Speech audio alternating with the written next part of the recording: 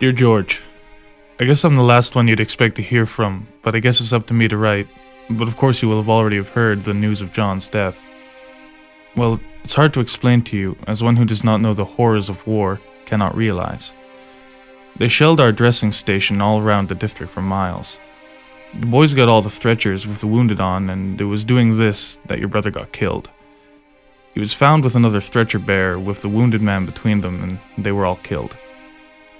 Well, George, a man can die far worse. He stuck till duty till the finish. It requires grit, and the boys had it in them. All the boys did well. I was up in that place, and it's a little hell all by itself. I was up again the same day as all this happened, and I don't know how we all got through so lucky. Of course we had a few wounded, but only 3 killed, and one was John, and the colonel of our ambulance, and another man named Brady from Winnipeg. Well, George, we cannot all be out here, and I know right well you would like to be here, but the reason all the boys know, there are lots of men who have to stay behind and have to put up with a lot. John and I were good pals, and he was well liked by everyone in the ambulance, both officers and men. I'm sorry for your mother, and also for your brother and sister, and so are all the boys, but we all take the same chance. I may never have the chance to read a reply to this. Life is short out here. I've dressed a good many fellows' wounds, quite a bunch from Kenora. Percy Williams, I dressed him. He's not wounded bad. D. Gilbert and that boy who used to be at the Ottawa Bank, but not bad. Tanner was all right a few days ago. We had a meal together in an old dugout. Vipond, who is dispatcher, was also all right. And you know Rolls, who used to be a policeman? Well, I dressed his shoulder. He was wounded with shrapnel.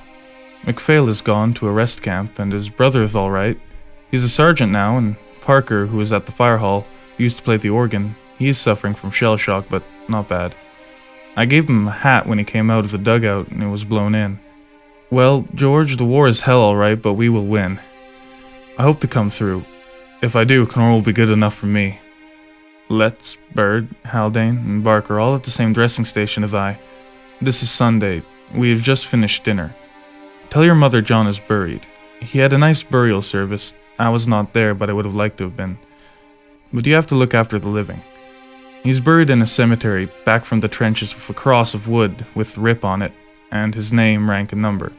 But I'll try and get leave with some of the boys, and we'll plant some flowers and put some marble around from some ruins of a chapel close by that I know of.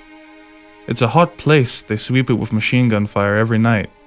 So he sleeps in the sound of the battle, still somewhere in Flanders. Well, George, I think I've done all I can to explain it. Anyway, I've done the best I can. I'd rather go through the shell fire again than write this.